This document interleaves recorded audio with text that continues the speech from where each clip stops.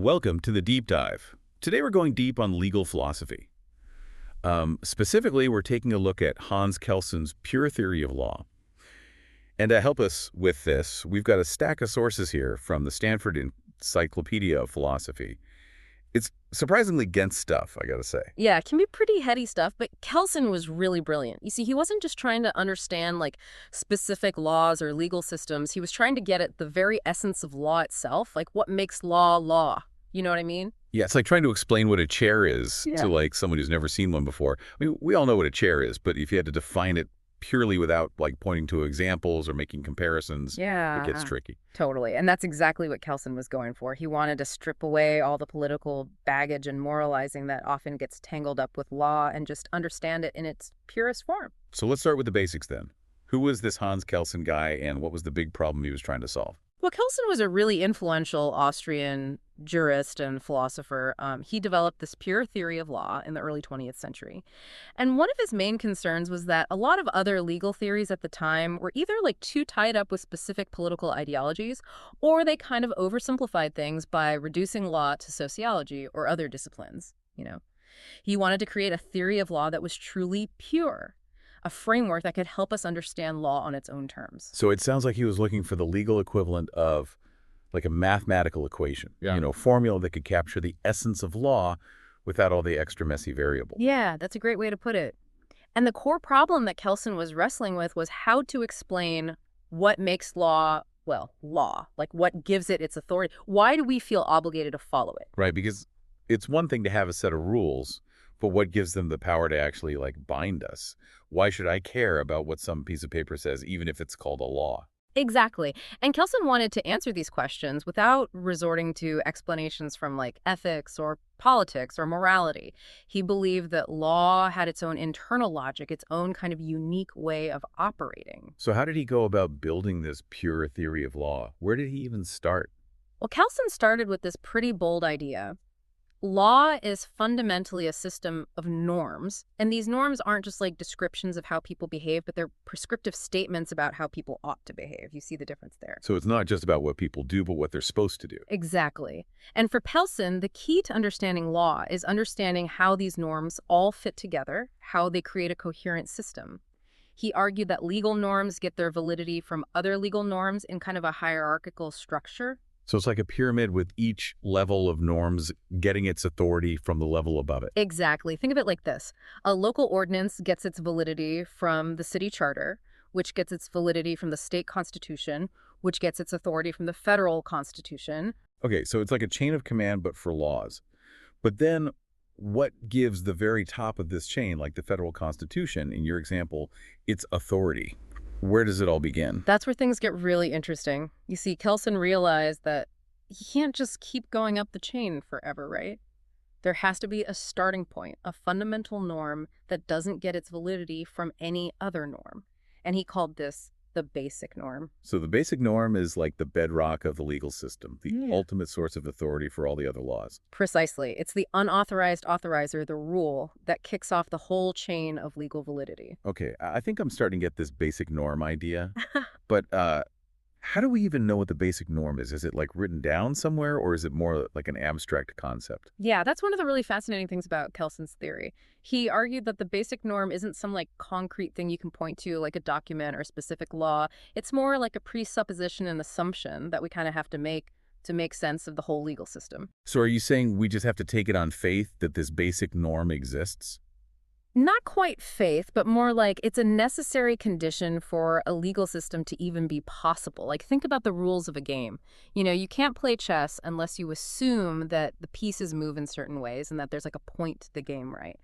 The basic norm is kind of like that. It's the set of fundamental assumptions that make it possible for us to play the game of law. Okay, I see how that ties into the whole idea of law as a system. hmm But if the basic norm isn't written down anywhere, how do we know what it is? How do we figure out its content? Well, Kelsen said that the content of the basic norm comes from the actual practices of a society. It's what some legal scholars call the rule of recognition. Basically, the basic norm is whatever rule is actually being followed and enforced as the ultimate source of legal authority in that particular society. So it's not about some abstract moral principle, but about what's actually happening on the ground. Exactly.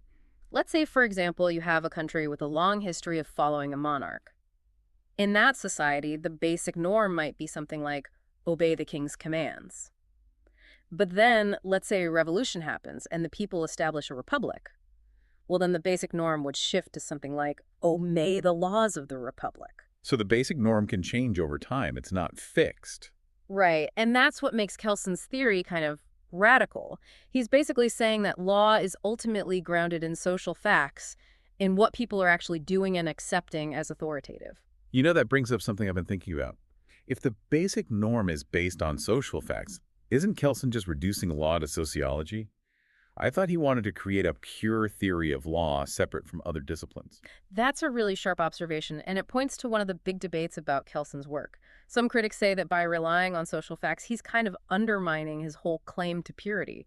Like he's sneaking in sociological concepts through the back door. So is Kelsen's theory a failure then? Did he end up collapsing law into sociology after all? Not necessarily. Kelsen argued that while the content of the basic norm comes from social facts, the concept of the basic norm is still a purely legal idea. It's a necessary presupposition for understanding law as a system of norms, no matter what the specific content of those norms happens to be. Okay, I think I'm following. So even though the basic norm is based on what people are actually doing, it's still a distinct legal concept because it's what gives those actions their legal meaning. Exactly. It's like the difference between watching a game and actually playing it. You can Yeah. describe what's happening in a football game, players running around throwing a ball. But to understand it as football, you need to understand the rules, the goals, the whole logic of the game. That's a really helpful analogy. But I still have this one big question. If the basic norm is just a presupposition, why should we accept it at all? What makes us want to play the game of law? Ah, that gets right to the heart of Kelsen's whole exploration of legal normativity, the sense of obligation we have towards the law. And to understand that, he says we need to adopt what he calls the legal point of view. The legal point of view, huh? Sounds kind of mysterious. So what does it actually mean to adopt this legal point of view? Is it like putting on some special glasses that makes everything look like a law textbook? Yeah, that's not a bad way to think about it. Adopting the legal point of view basically means you're seeing the world through the lens of that basic norm we were talking about. You're interpreting actions and events in terms of what they mean legally, how they fit into that whole system of norms that makes up a legal order. So it's more than just knowing the laws. It's about understanding that whole framework that gives them meaning. Right. Think about a lawyer arguing a case in court.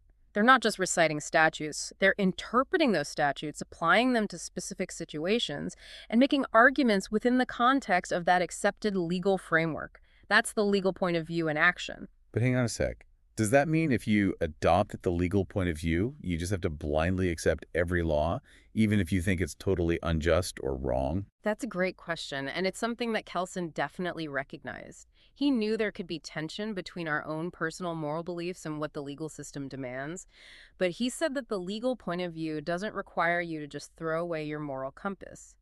It just asks you to try to understand the legal system on its own terms, to see how it works as its own separate system of norms. Okay, so it's like being able to appreciate a painting even if you don't personally like what it's depicting. Like you can recognize the skill and the complexity without necessarily agreeing with the message. Exactly. You can analyze a law from a legal point of view, Mhm. understanding where it fits in the system and what it means without necessarily agreeing with it morally. In fact, Kelsen actually thought that being able to separate our moral judgments from our legal analysis was really important for keeping the legal system running smoothly. I can see that. It makes sense. It allows for more objectivity and consistency than if everyone was always interpreting the law through their own personal moral lens. But it still leaves me wondering, why should we bother playing this game at all? Why adopt the legal point of view if we don't have to?